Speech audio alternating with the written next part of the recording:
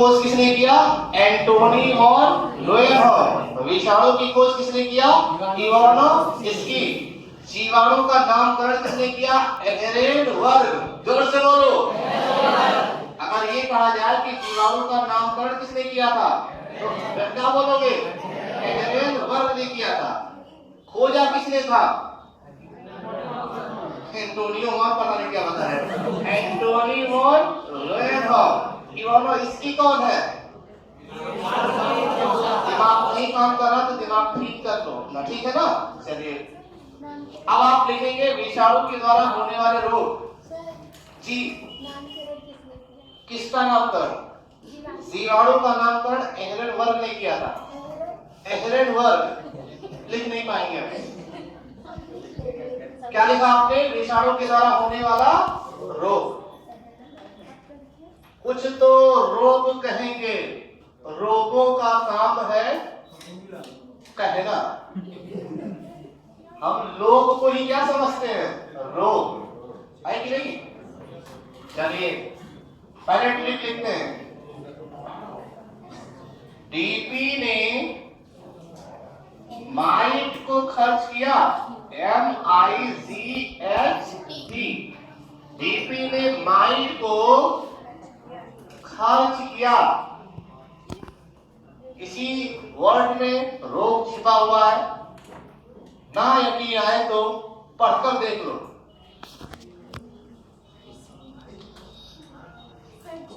जी रखा हमने तो सर हमने कहा जी।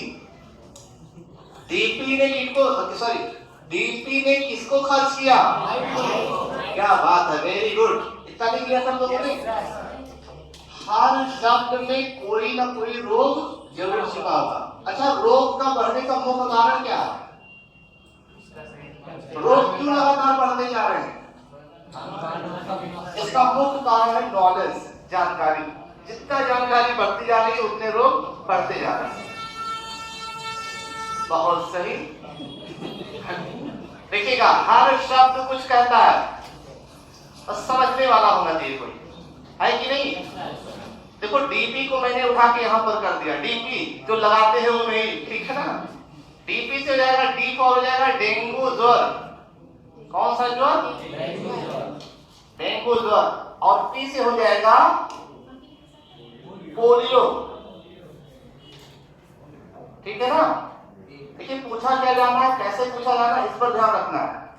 डेंगू ज्वर जो रोग होता है ये वायरल इन्फेक्शन है या बैक्टीरियल इन्फेक्शन है? ऐसे 4 ऑप्शन दिए होंगे। डेंगू ज्वर किसके द्वारा होता है? जीवाणु के द्वारा, वायरस के द्वारा, परजीवी के द्वारा, प्रोटोजोआ के द्वारा, कवक के द्वारा, फंजाई के द्वारा, अनुवांशिक रोग के द्वारा, मच्छरों के काटने से फैलने वाला रोग है, यदि पैंक्रियासिस रोग है। कितना ऑप्शन है? चाहिए ना, भूल गए थे हम, ठीक है ना। फिर उसके बाद पूछा जाएगा कौन सा ऐसा वायरस है जिसकी वजह से कौन सा रोग होता है? डेंगू ज्वर। डेंगू ज्वर में क्या होता है? एक प्रकार का बुखार है जो पूरे शरीर को क्या करती है? संपूर्ण शरीर को प्रभावित करती है। इसको देखिए प्रश्न पूछने का तरीका, अगर डेंगू ज्वर किसके द्वारा होता है? वायरस के द्वारा। कौन सा वायरस है जिसकी वजह से डेंगू ज्वर हो जाता है? जोर से बोलो। जोर से बोल दिया तो जो बोलवाया जा, ठीक है ना। डेंगू ज्वर शरीर के किस अंग को प्रभावित करता है? यकृत को, पैंक्रियास को, लीवर को, हृदय को, मस्तिष्क को, त्वचा को या संपूर्ण शरीर को? बहुत सही, आप देख के आंसर दे रहे हैं, बहुत सही, वेरी गुड। ठीक, फिर आपसे पूछा जाएगा पी फॉर पोलियो। पोलियो एक रोग है, किसकी वजह से होता है? वायरस की वजह से होता है। कौन सा वायरस की वजह से? पोलियो वायरस का नाम बताओ। कौन सा वायरस होता है जिसकी वजह से पोलियो हो जाता है? पोलियो में क्या होता है? शरीर में विभिन्न प्रकार की विकृतियां आ जाती हैं। समझ पा रहे हैं ना आप लोग? चलिए, जैसे कि शरीर का आवेशित होना, हाथ पैर का टेढ़ा होना, ये सब पोलियो की वजह से होता है। पोलियो वायरस, क्या नाम है इस वायरस का? Polio virus. Polio virus, polio virus का नाम ही है पोलियो वायरस, ठीक है ना। पोलियो वायरस किसको प्रभावित करता है? एनएस को प्रभावित करता है। एनएस यानी नाड़ी संस्थान। नाड़ी संस्थान बोले तो नर्वस सिस्टम, ना बोले तो ब्लड सिस्टम, ठीक है ना। बहुत सही। अरे मेरा भी काम चमकेगा तो है ही है, ठीक है ना। पोलियो रोग किसकी वजह से होता है? सर वायरस की नहीं, वायरस की वजह से होता है। सर हटा के बोला करो, खराब चीज कर दो, ठीक है। हर जगह सर ना लगा करो, मेरे सर वायरस के द्वारा होता है, मतलब आई एम ऑलरेडी वायरस। बहुत सही, आपने अपने ग्रुप के लोगों को पहचाना, ठीक है ना। कुत्ता किसको पहचान सकता है? हाँ, आदमी को भी पहचान सकता है कि नहीं पहचानता है। जानवर किसको पहचानता है? हाथी को भी पहचान सकता है। पूरा सिद्धांत गड़बड़ हो गया मेरा।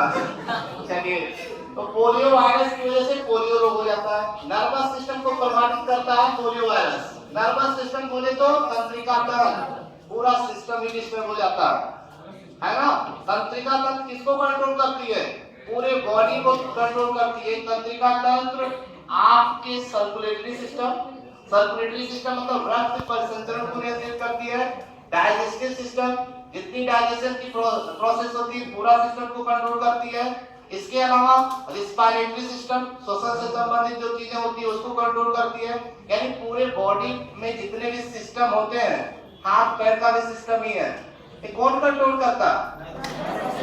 पोलियो वायरस में वही प्रभावित होता, पूरा नर्वस सिस्टम प्रभावित होता है, अर्थात कोई भी अंग में विकृति आ सकती है। समझ में आ गया? अगर बात किया जाए कि नर्वस सिस्टम कितने प्रकार के होते हैं, 3 प्रकार के होते हैं। आज जो कुछ हम सोच पा रहे, समझ पा रहे, बोल पा रहे, खड़े होकर जो भी कुछ कर पा रहे हैं, क्या है? किसकी देन है? नर्वस सिस्टम की देन है। जिसकी वजह से आप समझ पा रहे हो, बोल पा रहे हो, देख पा रहे हो, मुझे भी समझ पा रहे हो, किसकी देन है? आपकी देन है। नर्वस सिस्टम की वजह से हो पा रहा है। नर्वस सिस्टम काम न करता तो कौटिल्य नहीं कहीं और चले गए होते, है ना, है कि नहीं। नर्वस सिस्टम कितने प्रकार के होते हैं? 3 प्रकार के। एक होता है सीएनएस, एक होता है पीएनएस, एक होता है एएनएस। याद करिए वो दिन जब मैंने पढ़ाया था आपको, कुछ लोगों को याद है कि नहीं। तो अगर ये पूछा है परीक्षा में कि नर्वस सिस्टम कितने प्रकार के होते हैं, तो 3 प्रकार के होते हैं, सीएनएस, एएनएस, पीएनएस। सीएनएस मतलब सेंट्रल नर्वस सिस्टम, एएनएस मतलब ऑटोनॉमिक नर्वस सिस्टम, पीएनएस मतलब पेरिफेरल नर्वस सिस्टम। एक बता दिया गया। मेन टॉपिक क्या है हमारा? वायरस। लेकिन वहां से तमाम वायरस निकल रहे, क्वेश्चन तो बताना ही पड़ेगा ना। फिर सीएनएस, देखिए अगर ये पूछा जाए कि एनएस का सबसे विकसित भाग कौन सा है, तो सीएनएस। सीएनएस को 2 भागों में बांटा गया, एक ब्रेन, एक स्पाइनल कॉर्ड। याद आया? Very good. फिर ब्रेन को 3 पार्ट में डिवाइड किया गया, सेरिब्रम, सेरिब्रल, सेरिबेलम, क्लियर। फिर सेरिब्रम को 2 पार्ट में डिवाइड किया गया, थैलेमस, हाइपोथैलेमस। फिर हाइपोथैलेमस को 2 पार्ट में डिवाइड किया गया, भूल गए, नहीं याद आ रहा, ठीक है। तो यहां तक हम लोग पहुंचे कि अगर ये पूछा जाए मस्तिष्क का अग्रभाग कौन सा है? सेरिब्रम। मस्तिष्क का मध्य भाग सेरिब्रल, और मस्तिष्क का मध्य पक्ष भाग सेरिबेलम। ये पीछे वाला भाग है जो निकला रहता है, इसको बोलते हैं सेरिबेलम। चाहो भूख लगे तो निकाल के खा भी सकते हो, नहीं। चलिए, तो यहाँ से समझ में आ गया। थैलेमस और हाइपोथैलेमस किसका भाग है? ये ब्रेन का एक भाग है, मस्तिष्क का भाग है। थैलेमस के द्वारा ठंडी, गर्मी और दर्द का एहसास होता है। बाहर के वातावरण का आभास कौन दिलाता है? थैलेमस। थैलेमस है कहाँ पर? हाँ, मस्तिष्क में। तुम पेट में ढूंढ रहे हैं, पेटू कहीं के, पेटू पेटवे में सब कुछ ढूंढता है, ठीक है ना। पेटू आप नहीं कहाँ से आ गया, ठीक। चलिए, तो बने रहिए हमारे चैनल, सॉरी हमारी क्लास में। हम बात ये कर रहे थे, क्या बात कर रहे थे? इतना क्या है कि हम नहीं भूल जा रहे हैं, ठीक है। ऐसा भी क्या नहीं होना चाहिए किसी को। सब कुछ भूल गए लेकिन पेटू याद रहा, पेटू को, ठीक। बहुत सही है ना। देखिए जितनी जटिल चीजें हम लोग पढ़ रहे हैं, इतना दिमाग तो फ्री होना नहीं चाहिए। क्या जो चीजें बताई जा रही है वो सब याद हो रहा है? जोर से बोलो। हाँ बिल्कुल याद होना चाहिए। देखो मैं इंसान होकर पढ़ा रहा हूँ, आप इंसान होकर समझ नहीं सकते हो। Very good. देखिएगा थैलेमस क्या करता है, बाहर के वातावरण का एहसास दिलाता है। बाहर क्या है आज सर हटा के बोलो।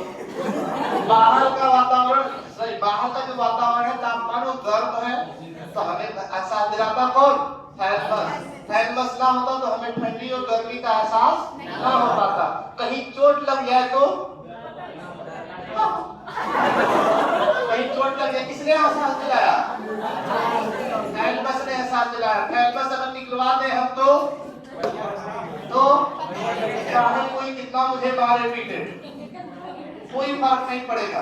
कुछ लोग देखिए थैलेमस कुछ लोगों का काम नहीं करता ढंग से ना, चाहे कितना मारो कुछ लोगों का थैलेमस बहुत कम एक्टिव होता है, उनको खाली हल्का सा भी पड़ जाए उनका प्राण ऐसे यहाँ तक आ जाएगा। ठीक है, बाहर से ही प्राण निकल सकता है। तो कुल मिलाकर के थैलेमस शरीर के बाहर के एहसास को एहसास दिलाता है, और जो हाइपोथैलेमस होता है शरीर के अंदर के वातावरण को बताता है। अब शरीर के अंदर क्या क्या होता है सोच लीजिए। क्रोध, क्रोध का एहसास कौन दिलाता है? हाइपोथैलेमस। सक्रिय हो गया तो क्रोध में बहुत कुछ हो सकता है। प्यार का एहसास, वो भाई साहब समझ गए, देख लीजिए हाइपोथैलेमस कितना एक्टिव है। देखिए सुनिएगा, प्रेम का एहसास कौन दिलाता है? हाइपोथैलेमस। हाइपोथैलेमस शरीर के अंदर की चीजें की अंदर की फीलिंग को बताने का काम करता है।